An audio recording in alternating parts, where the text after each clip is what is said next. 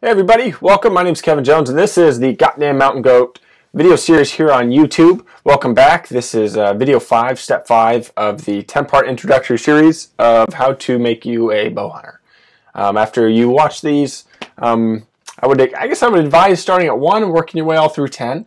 What you're going to find is that after I get through this 10-part series, I'll be throwing in a lot of other things that I think will help improve your odds of becoming the bow hunter that you want to be. Somebody who's successful, who is accurate, and will certainly fill your dinner plate with a lot of meat. So today I'm going to jump to rests. So R-E-S-T-S, rests. So rests are a part of the bow that hold the arrow, so that way when you shoot it, it has to slide on something, right? So in the old days, what they used to do is, they just put it right on your hand with the old long bows, and they'd pull back and you'd shoot and it'd, graze by your finger. So rests are, let me just show you, I've got the bow here. This thing right here. Right here, right? So this whole thing is a rest. So I'm going to swing it around so you can get to see the other side here. I'll let you study it really quick.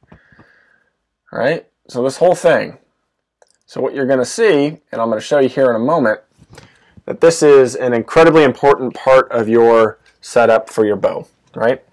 I'm going to show you here. So see this little fork right here, right there, this little guy? What you're going to see is that this thing slides all the way up, right? Mine's starting to fray a little bit down here, but so why that's important to you is for a variety of reasons. So on the last episode, we talked about the D-loop and knocking your arrow and all that kind of stuff. So with the D-loop is where obviously you place your arrow. I'm just going to kind of hop right into this one. So you got your arrow, right? Mr. Arrow here. I'm going to snap this guy down. I'm trying to do this backwards, so if this looks a little odd, that's because it is. So you snap your arrow right there into your D-loop, and then you place your arrow right here on top of your rest. So I'll kind of show you from right there, that angle, right? So when you're ready to shoot, you're out in the field, you see something, you glass it up with your binoculars, you say, okay, I'm going to make a walk over there, I'm going to make a stalk on this deer, right? So you get within bow range, let's say 20 yards, and you walk up and you have your arrow ready, and you're ready to shoot, right? After you range it and do all that kind of stuff. So when you draw back, what you'll see is that there's a string here, right? The string is connected to your rest. So when you draw back, this string is connected to your cam down here, right? And when this thing rotates, it pulls this string down, right? It pulls the whole string down, which in turn pulls your rest up, right? So when you get to this point, your arrow's, it's in there, right? It's a little cage. Arrow's trapped. So why that's also important is, and the step right after that is when you come to full draw, this thing, you can even walk around with this thing like this if you really wanted to. If you're in a good area, if you just saw a deer, you're not at full draw, but you know that that deer might pop its head around a corner or something like that. You can even walk around like this, with your broad head. Be super careful. I don't know how advisable that is. But you can do it. You can sit up here to tree stand if you decide to tree stand hunt. Have this bow with the arrow and everything ready, and the only thing you'd have to do is stick your release hook in here and pull the D-loop back. So, anyways, so when you go to shoot this, and why I really like drop away rests. As opposed to some other alternatives, which is would be like a whisker biscuit. And I don't have a whisker biscuit. I initially started. You can go ahead and Google a whisker biscuit to kind of get an idea of what that is. So it's a lot different than a drop away.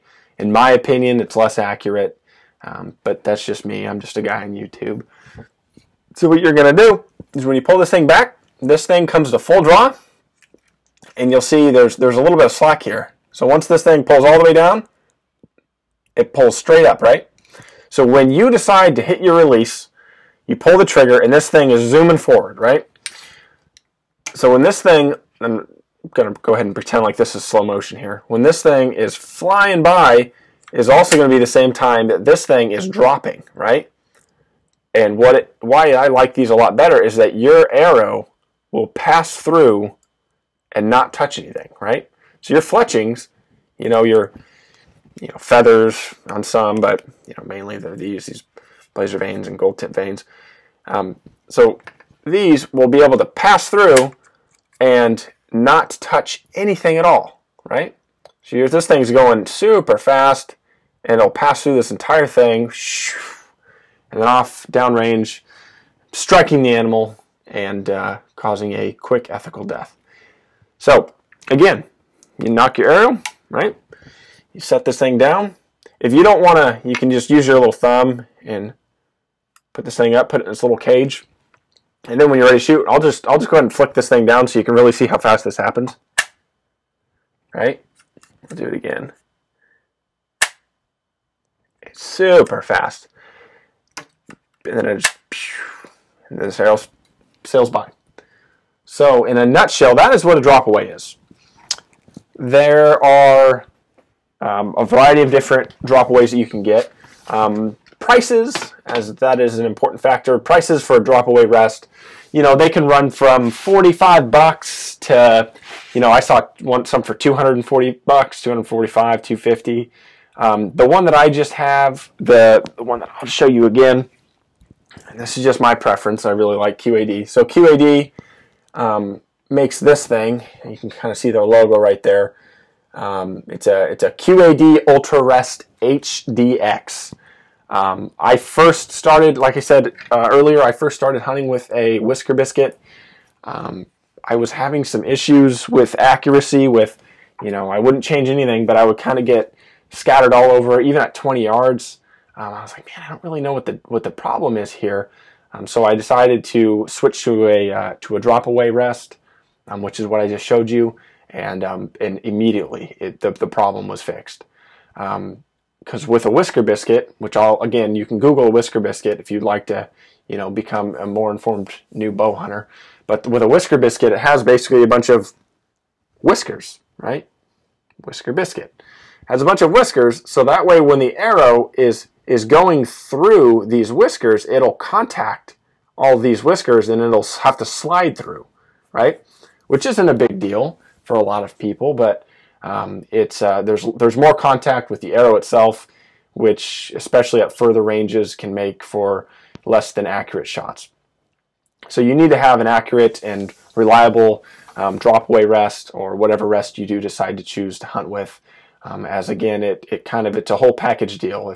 If one of your items on your bow is not reliable or not accurate enough, and these things will come with time. You'll start to understand your bow a lot more and become a better archer, and you'll maybe decide to upgrade something. Maybe you're going to like a drop away. Maybe you're going to like a Whisker Biscuit.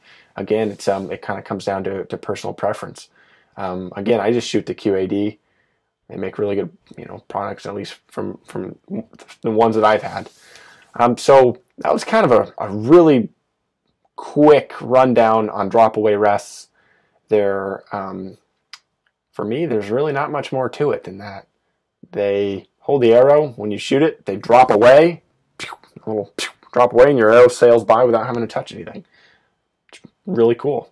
I would not know the first step on how to make one of those things, but I'm glad that people do.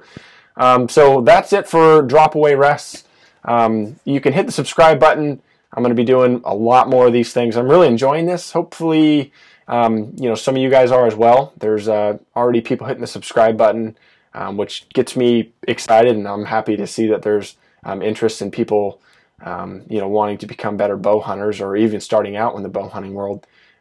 It's an honor to kind of be the guy to show you a little bit of what I know.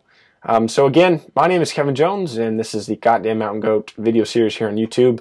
I will see you next time. Hopefully you guys are taking a little bit of this in and already kind of making plans on purchasing a bow, purchasing some gear, kind of even eyeballing some gear. The quicker you get on that, the quicker you'll be able to hit the field and start bringing some animals home. So thanks again, guys. I'll talk to you soon.